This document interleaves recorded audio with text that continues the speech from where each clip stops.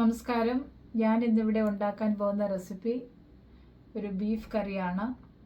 അതെൻ്റെ ഒന്ന് രണ്ട് ഫ്രണ്ട്സ് പറഞ്ഞിരുന്നു, ചേച്ചി ഒരു ബീഫ് കറി വയ്ക്കണമെന്നും കൂടെ പറഞ്ഞു. അവർക്കും കൂടെ വേണ്ടിയാണ് ഞാൻ ഈ ബീഫ് കറി വയ്ക്കുന്നത്. നമുക്കിനി കുക്കിങ്ങിലോട്ട് പോകാം.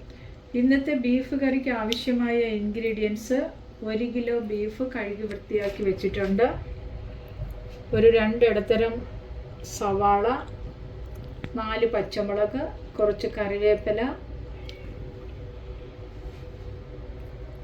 8 അല്ലി വെളുത്തുള്ളിയും കുറച്ച് ഇഞ്ചിയും ഞാനിവിടെ ചതച്ച് വെച്ചിട്ടുണ്ട്, ഒരു തക്കാളി, 10 ചെറിയ ഉള്ളി, 2 ടേബിൾ സ്പൂൺ മുളക് പൊടി, അതിൽ 1 ടേബിൾ സ്പൂൺ എരിവുള്ളതും 1 ടേബിൾ സ്പൂൺ കശ്മീരിയുമാണ്, 4 ടേബിൾ സ്പൂൺ മല്ലിപ്പൊടി, 3/4 ടേബിൾ സ്പൂൺ മഞ്ഞൾപ്പൊടി, ആവശ്യത്തിന് ഉപ്പ്, കുറച്ച് വെളിച്ചെണ്ണ. ഗരം മസാല റെഡിയാക്കാനായിട്ട് ഞാനിവിടെ കുറച്ച് ഹോൾ സ്പൈസസ് എടുത്ത് വെച്ചിട്ടുണ്ട്. 1/2 ടീസ്പൂൺ കുരുമുളക്, 1/2 ടീസ്പൂൺ പെരിഞ്ജീരകം, കുറച്ച് തക്കോലം, പട്ട, ബേ ലീഫ്, 4 ഏലയ്ക്ക, 6 ഗ്രാമ്പു. ഇത് ഞാൻ പൊടികളും ഈ ഹോൾ സ്പൈസസും ഞാനൊന്ന് വറുത്തെടുക്കുകയാണ്.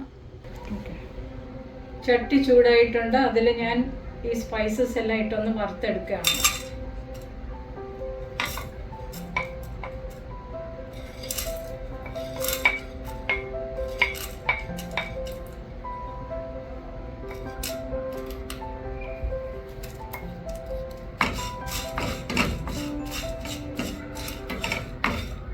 ഇതിൽ ഞാൻ കുറച്ച് കറിവേപ്പിലയും കൂടെ ഇടുകയാണ്.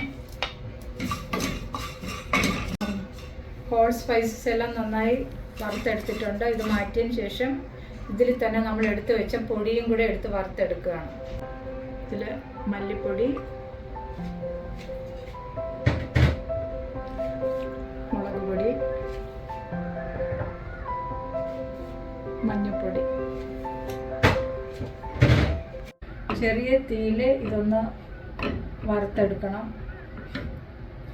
ഇതിൻ്റെ പച്ചമണമൊക്കെ മാറിയിട്ടുണ്ട്. നമ്മൾ നേരത്തെ വറുത്ത് വെച്ച ഹോൾ സ്പൈസസ് ഇതും കൂടെ ഒന്ന് തണുത്തതിന് ശേഷം നമുക്കൊന്ന് പൊടിച്ചെടുക്കാം.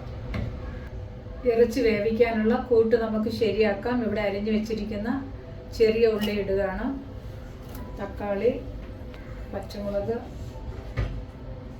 കുറച്ച് കറിവേപ്പില, ചതച്ച് വെച്ചിരിക്കുന്ന കുറച്ച് ഇഞ്ചി വെളുത്തുള്ളി.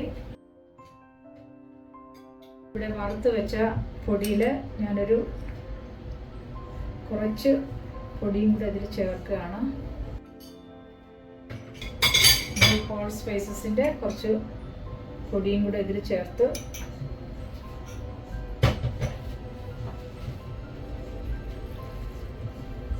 ഇറച്ചി ഇതിലിട്ട്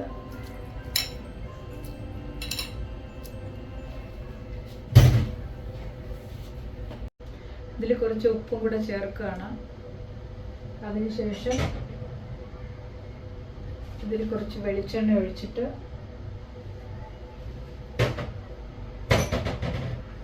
നന്നായിട്ട് ഇതൊന്ന് തിരുമ്മിയെടുക്കുകയാണ്.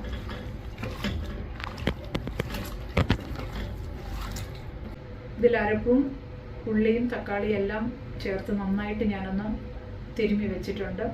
ഇനി നമുക്ക് അടുപ്പിൽ കുക്കർ വെച്ചിട്ട് ഇതൊന്ന് വേവിച്ചെടുക്കാം. കുക്കറിൽ ബീഫിട്ട് ഇതിൽ ഞാൻ വെള്ളം ഒന്നും ഒഴിക്കുന്നില്ല, കാരണം തക്കാളി ഉണ്ട്, ഇറച്ചിയുടെ വെള്ളം ഇറങ്ങും. അതുകൊണ്ട് ഞാൻ വെള്ളം ഒന്നും ഒഴിക്കാതെയാണ് വേവിക്കാൻ പോകുന്നത്.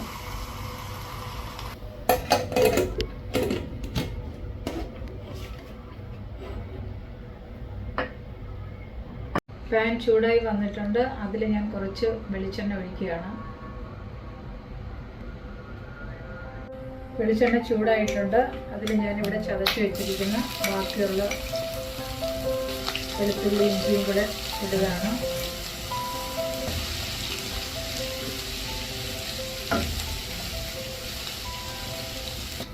വെളുത്തുള്ളി ഒന്ന് ചുവന്ന് വന്നിട്ടുണ്ട്, അതിൽ ഞാൻ സവാളയും കറിവേപ്പിലയും പച്ചമുളകും കൂടെ ചേർക്കുകയാണ്.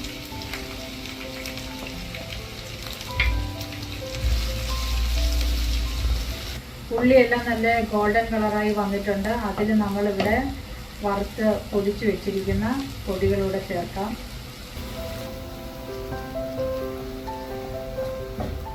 ഇത് സ്പൈസസിൻ്റെ പൊടിയാണ്. ഇതിൽ ഞാനൊരു കുറച്ച് എടുത്ത് മാറ്റി വെച്ചിട്ടുണ്ട്. ലാസ്റ്റിൽ കറി ഇറക്കാൻ നേരത്ത് ഇടാൻ വേണ്ടി ബാക്കിയുള്ളത് ഞാനിതിൽ ചേർക്കുകയാണ്. പൊടിയുടെ പച്ചമണമെല്ലാം മാറിയിട്ടുണ്ട്.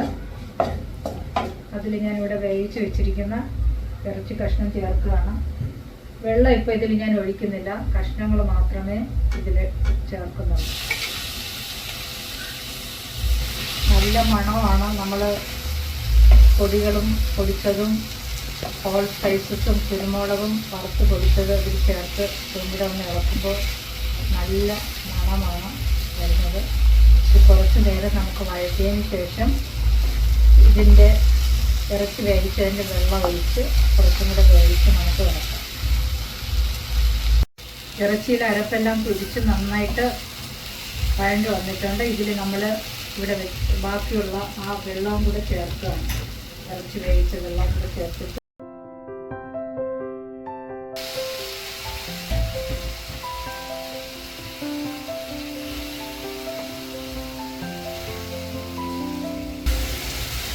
ഒന്ന് ഉപ്പ് നോക്കാം. ചില ഉപ്പ് കുറവാണ്. ഇനി നമുക്കിത് മൂടി വെച്ച് കുറച്ച് നേരം വേവിച്ചെടുക്കാം. ഇതിൽ കൂടുതൽ നിങ്ങൾക്ക് ചാറ് ആവശ്യമുണ്ടെങ്കിൽ, ഗ്രേവ് ആവശ്യമുണ്ടെങ്കിൽ കുറച്ച് ചൂട് വെള്ളം ഒഴിക്കാം. അതല്ല ഈ പരുവം മതിയെങ്കിൽ ഇങ്ങനെ തന്നെ വേവിച്ചെടുക്കാം. നമ്മുടെ ബീഫ് കറി ഇവിടെ റെഡി ആയിട്ടുണ്ട്. ഇതിൽ ഞാൻ ആ ബാക്കി വെച്ചിരുന്ന കുരുമുളകും ഹോൾ സ്പൈസസിൻ്റെ പൊടിയും കൂടെ ഇതിൽ ചേർത്ത് കൊടുത്ത് ഇളക്കി കൊടുക്കുകയാണ്. ഇതിലൂടെ കുറച്ച് കറിവേപ്പിലയും മല്ലിയിലയും കൂടെ ഇട്ട് ഫ്ലെയിം ഓഫ് ചെയ്യാണ്. നമ്മുടെ ബീഫ് കറി ഇവിടെ റെഡി ആയിട്ടുണ്ട്. നിങ്ങളെല്ലാവരും ട്രൈ ചെയ്ത് നോക്കുക. ഇഷ്ടമായാൽ സബ്സ്ക്രൈബ് ചെയ്യുകയും ലൈക്ക് ചെയ്യുകയും ഷെയർ ചെയ്യുകയും ബെൽ ഐക്കൺ ബട്ടൺ പ്രസ് ചെയ്യുകയും ചെയ്യണം. നന്ദി, നമസ്കാരം.